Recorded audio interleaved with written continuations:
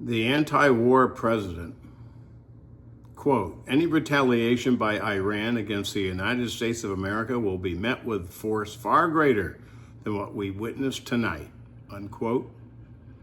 Donald J. Trump. Quote, thanks for making us way less safe by starting another war, and thanks for stealing and wasting more of our money, unquote. Some guy on X. Last night, without congressional approval, without consulting Congress, the president unleashed a very powerful bombs on Iran. The rationale for doing so has already changed more times than his hair color. In his 4-minute speech last night, the president, known for being a bully, said the following, quote, Iran, the bully of the Middle East, must now make peace. If they do not, future attacks will be far greater and a lot easier, Trump said, flanked by Vice President J.D. Vance, Defense Secretary Pete Hegseth, and Secretary of State Marco Rubio. Quote, this cannot continue. There will be either peace or there will be tragedy for Iran, far greater than what we have witnessed. Trump spoke for less than 4 minutes and offered virtually no explanation or strategic rationale for what is indisputably the most consequential foreign policy decision of his 5-month-old second presidential term. Beyond suggesting a possibility for de-escalation without explaining how that might happen, his remarks in part veered into seeming confusion.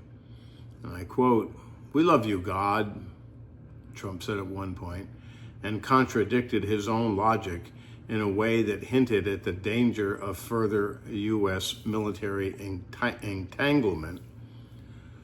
The strikes were a spectacular military success, he said, unquote. When did it all begin? Was it back many years ago when his wealthy father was able to get a doctor to declare that his son couldn't possibly go into the military because he had bone spurs? Or was it some time later when he became obsessed with fake wrestling and then later with cage fighting?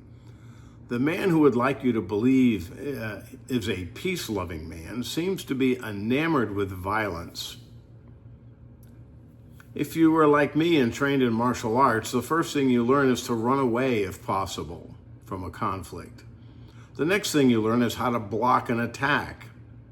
Why? Because martial artists have a no first strike rule.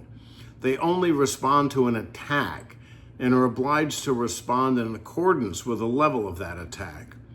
A martial artist would never start a fight, and they tend to be peaceful people. On June 5th, when talking about Ukraine and Russia, the president said, and I quote, it might be better to let Ukraine and Russia fight it out for a while before pulling them apart, unquote. Perhaps his rage comes from his father, who encouraged his sons to compete and fight each other. He did have a poor relationship with his mother. From the Independent UK, and I quote, psychologists who are analyzing the president's behavior have wondered whether his thin skin and his need for praise and his poor treatment of women, particularly those who stand up to him, stems from his relationship with his mother. Prudence Gagorchan from the American Psychoanalytic Association told Politico, and I quote, I'm not talking specifically about any individual, including the president or his mother, but she added that a solid relationship with an attentive mother builds up the capacity to trust, a sense of security versus insecurity, and knowing what's real and what's not real, she said. Your mother helps you identify your feelings and develop a cognitive structure so you don't have to act on them immediately. And I think it's fair to say that the capacity for empathy develops through your maternal relationship, unquote. What many have known since 2016 and others are discovering today is that we're being led by a man who has no concern for the rule of law, no concern for our courts, no concern for Congress or the Senate, and no concern for the truth. His previous "I alone can fix it" statement leaves no doubt that he sees himself as being superior. So now, today, June 22nd, 2025, when this is being written and televised, we find ourselves at war with Iran with no real explanation as to why. His statement saying that he doesn't want Iran to have nukes was less than inspiring. There appears to be no real plan or strategy other than his bullying threats. The man who has been aggressively pursuing the Nobel Peace Prize award believes that the way to get the award is to do what he did with tariffs, create a massive problem, then cave in and declare victory. This overture into Iran might prove to be a little more difficult than his bogus tariff scam. Will Russia and China come to Iran's defense? And if so, what are those implications? Will Trump back down like he did with the tariffs, which earned him the taco moniker? Trump always chickens out. Or will he double down and risk World War III?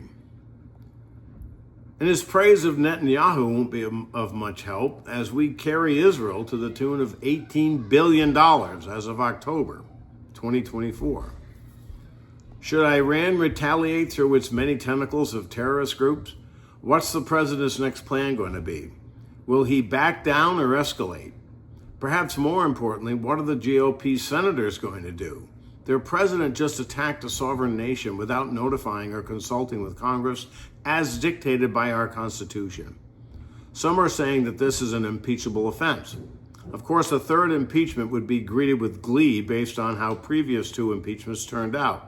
Maybe this time it would be different. Maybe this time the GOP senators would convict. You never know. 3 times a charm. I'm Bob Stannard, and this is The View from my place.